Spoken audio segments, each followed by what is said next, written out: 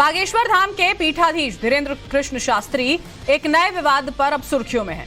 उन्होंने एक भक्त के सवाल पर कहा कि साईं बाबा संत तो हो सकते हैं, भगवान नहीं।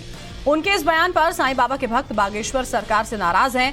जगह जगह बागेश्वर सरकार के बयान के खिलाफ प्रदर्शन किए जा रहे हैं। साईं भक्तों का कहना है कि उनकी आस्था को चोट पहुंचाई गई। बागेश्वर धाम के पीठाधीश धीरेन्द्र कृष्ण शास्त्री पर मुंबई के बांद्रा पुलिस स्टेशन में शिकायत भी की गई। एफआईआर दर्ज करने की मांग की गई। साईं भक्त बागेश्वर सरकार से अब माफी की मांग कर रहे हैं।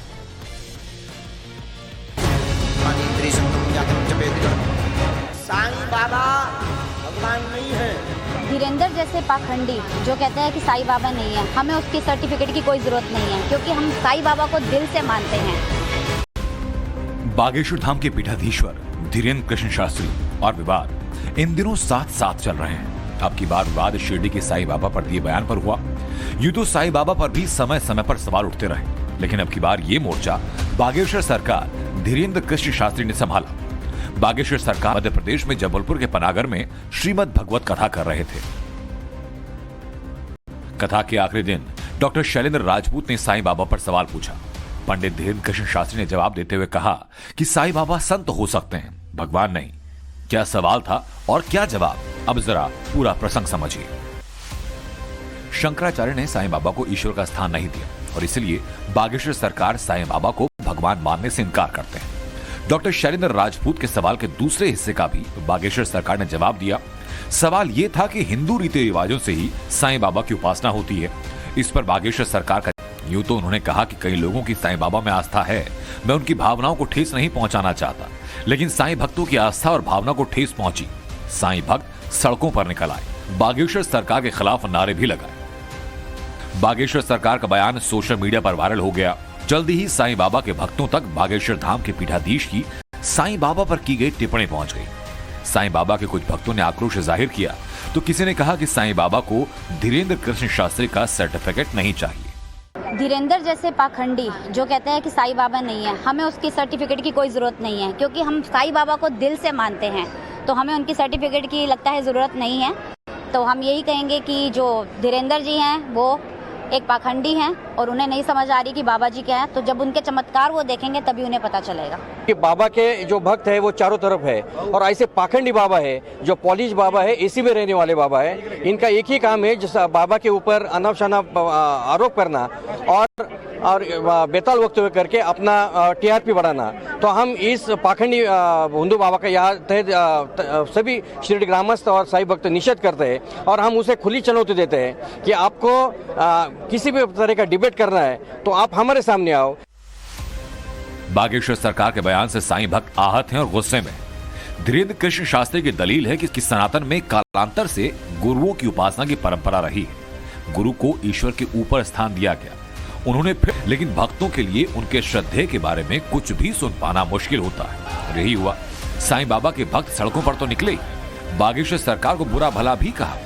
महाराष्ट्र सरकार में मंत्री राधा कृष्ण विखे पाटिल ने भी अपनी नाराजगी जाहिर की और कहा कि समाज में ऐसे लोग बाबा का रूप धारण कर खुद को भगवान बताते हैं, लोगों की बुद्धि खराब करने का प्रयास करते हैं। साईं बाबा के ऊपर ऐसे वक्तव्य करना मैं समझता हूं कि ये बहुत गंभीर बात है। सरकार ने अभी ये महाराज के खिलाफ कार्रवाई करने की आवश्यकता है।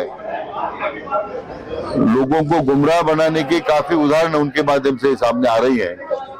सरकार अनदेखी क्यों करती है, मुझे सरकार अनदेखी क्यों कर उसके महाराज की तरफ अनदेखी क्यों कर रही है। लेकिन यहाँ कुछ बातें आपको बताना जरूरी है। साल 2014 में द्वारका पीठ के शंकराचार्य स्वामी स्वरूपानंद सरस्वती ने बयान दिया, जिसके बाद लोगों ने 4 मंदिरों से साईं बाबा की मूर्ति हटा दी और ये मामला देश की सर्वोच्च अदालत तक पहुंच गया। सुप्रीम कोर्ट ने केंद्र सरकार को निर्देश जारी किया कि वो मंदिरों में साईं बाबा की मूर्ति की रक्षा करें और साईं भक्तों को भक्ति से ना रोका जाए। पूरी दुनिया में साईं बाबा के भक्त हैं। साल 2023 की शुरुआत में ही शिरडी में साईं बाबा के दर्शन करने वालों की संख्या 8 लाख से ज्यादा थी। कई बार ये सवाल उठते हैं, साईं बाबा जो एक संत थे, फकीर की तरह रहते थे, उनके मंदिर में रुपए, पैसे, सोना, चांदी, जवाहरात का चढ़ावा आखिर क्यों? साईं टेम्पल ट्रस्ट के मुताबिक साल 2022-2023 में साईं भक्तों ने 400 करोड़ रुपए से ज्यादा का चढ़ावा चढ़ाया। 25 दिसंबर 2022 के बाद नए साल के मौके पर 17 करोड़ 81 लाख रुपए से ज्यादा की धनराशि का दान आया। 400 करोड़ की धनराशि में 167 करोड़ 77 लाख 1027 रुपए दान पेटी में आए। दान काउंटर पर कटवाई जाने वाली रसीदों से 74 करोड़ 3 लाख 26,464 रुपए आए। Online payment, money order, cheque आदि से 144 करोड़ 45 लाख 22,497 रुपए की राशि दान के रूप में मिली। सोना, चांदी आदि के आभूषणों का मूल्य भी कुल दान में शामिल है।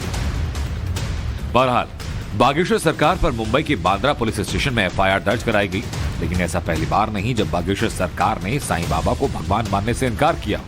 करीब 9 महीने पहले 19 जून 2022 को अपने ऐसे ही दरबार में बागेश्वर सरकार ने वही बात कही थी जो उन्होंने जबलपुर में 2 अप्रैल को कही। कोर्ट ने कहा है साईं बाबा सनातनी नहीं है, जी जी, हिंदू नहीं है, और शंकराचार्य जी से माफी भी मांगी है। सर यही सुनना चाहता था मैं बिल्कुल आपसे, मैं खुश हुआ। साईं बाबा भगवान नहीं है जी, बिल्कुल। इंसान कभी भगवान नहीं हो सकता, इंसान गुरु हो सकता, संत हो सकता, महापुरुष हो सकता, भगवान नहीं हो सकता। राम राम है, हनुमान हनुमान हनुमान। बागेश्वर धाम के पीठाधीश धीरेन्द्र कृष्ण शास्त्री ने 3 महीने पहले 28 दिसंबर 2022 को भी साईं बाबा को भगवान मानने से इनकार किया था। किसी की भावनाओं को ठेस पहुंचाना हमारा उद्देश्य या ध्येय नहीं है।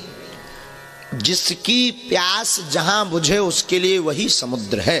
जी गुरु जी। तो अगर तुम्हारी साईं बाबा में प्यास बुझ रही है तो हमें कोई दोहराए नहीं,